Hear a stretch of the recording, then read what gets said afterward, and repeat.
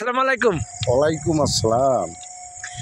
আচ্ছা কালাম সাহেব, আপনি তো জানেন যে স্বৈরাচার শেখ হাসিনা পালিয়ে গিয়েছে এবং পলাতক রয়েছেন তার ছেলে জয়। এখন শেখ হাসিনার যে বয়স হয়ে গেছে, ভবিষ্যতে সে আওয়ামী লীগের হাল ধরতে পারবে কিনা এরও কোনো গ্যারান্টি নাই। এখন একমাত্র হাল ধরার পরিবেশ রয়েছে তার ছেলে জয়, কিন্তু তার ছেলে কি জয় পারবে হাল ধরতে? একটা কথা কি জয়ই বলেছিল কিছুদিন আগে, একটা মিডিয়ায় খবরে দেখেছিলাম, জয় বলল যে আমার মা রাজনীতি করবে না। এখন জয় আবার কি করে রাজনীতি করবে? মা যখন মার কথাই বলল যে রাজনীতি করবে না, তারপরে যদি লোভ থাকে এই দেশের প্রতি, তাহলে সে যখন তখন নির্বাচন সুযোগ পাইলে সে করতে রাজি।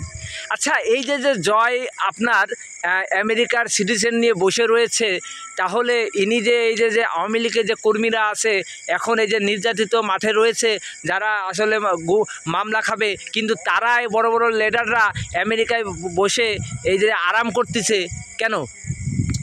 এখন যারা আরাম করতেছে তারা কি পরে এসে এখানে সে মূল্যায়ন পাবে না? কেন যে যারা এই দেশের জন্য কষ্ট করতেছে তাদেরই তো প্রাপ্য। এখন বাইরের রাষ্ট্রে যে থাকে, তারা যে ওই বাইরের রাষ্ট্রে মাতুব্বাড়ি করে পরে দেশে এসে আবার মাতুব্বাড়ি চাবে, তাই কি কেউ কখনো দিতে চায়? কেউ দিতে চায় না। আচ্ছা, আমি আমার কথাই বলতেছি। আমি মনে করেন যে আমি এই দেশ নিয়ে আছি, আমি এই দেশের মাতুব্বাড়ি করি। এখন আরেকজন আইসে যদি ফ্যাট করে বিদেশের তাই সে বললো যে মাতুব্বাড়িটা আমি নেব, তাই কি দিতে চাই? কখনো দেবে না। আচ্ছা, এই যে যে স্বৈরাচার শেখ হাসিনা, সে 17 বছর ধরে রাজত্ব করেছে একাই এবং বলেছিল আমি 40 সাল পর্যন্ত দেশে থাকব, কিন্তু তার স্বপ্ন সেটা পূরণ হয়নি, সেটা আসলে ব্যর্থ হয়ে সে পালিয়ে গিয়েছে। পালিয়ে যায় সে আসলে অন্যায় করেছে। যদি এই দেশে সে যদি জীবনও দিত তাহলেও এই দেশের জনগণ সারা জীবন তাকে মনে রাখত।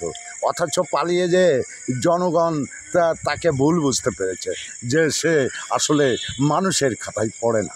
আচ্ছা, সে যে সারা বাংলাদেশের নেতাকর্মীদের নিয়ে এতদিন সংসার করলো, কিন্তু হঠাৎ করে পালানোর সময় তার বোনকে নিয়েই পালিয়ে গেল আর সব কটাকে ফেলিয়ে থুয়ে গেল কেন? এই জন্য তো সে অপরাধ করেছে, মানে চরম অপরাধ। যাদের ফেলে রেখে গেছে তাদের কি অবস্থা দেখেন, এই দেশে সব জেল খাটতি হচ্ছে। এই তো একটা ব্যাপার, কিন্তু সে ভুল করেছে, অনেক বড় ভুল করেছে। নাহলে সে পালিয়ে যাবে কেন? সেই দেশেই জীবন দিত, তাহলে এই দেশের জনগণ তার সারা জীবন মনে রাখত। মরার আগ পর্যন্ত মনে থাকতো, মরার পরেও মানুষের তাকে মনে রাখতো। আচ্ছা, শেখ হাসিনা যে কাজটা করেছেন এটা আসলে আমার কথা না, এটা আসলে জনগণের কথা। জনগণ তাকে কেউ এখন পছন্দ করছে না। ভবিষ্যতে কি জনগণকে নতুন কোনো আশা স্বপ্ন দেখার লোভ দিয়ে কি তারা আবার মাঠে নামতে পারে? এটা আমি বলতে পারবো না, কার মনে কি আছে কিছুই বলা যায় না। কেউ হয়তো ভাবতে পারে সে হয়তো কোনো কিছু করে বিভিন্ন জায়গায় আলোচনা করে হয়তো কোনো দিন ফিরে আসতে পারে, এই ধারণা মনে করতে পারে। তবে আমার যা মনে হয় যে ওনার যে বয়স হয়েছে তাতে আর ওনার রাজনীতি না করাই ভালো, ছেড়ে দেওয়াই উচিত হবে। এক কথা বলছেন যে তার মতো লোকের আর রাজনীতির কোনো প্রয়োজনই নাই, আর আওয়ামী লীগ আসলে যে অন্যায়টা করেছে দেশের জনগণের সঙ্গে, আসলে তার আসলে এখন আর এই দলই মনে করেন যে আপনার না থাকাই ভালো। সেটা দলের ব্যাপার আলাদা, কিন্তু নেত্রীর কথা আমি বলতে পারি যে প্রধানমন্ত্রীর এখন অনেক বয়স হয়ে গেছে।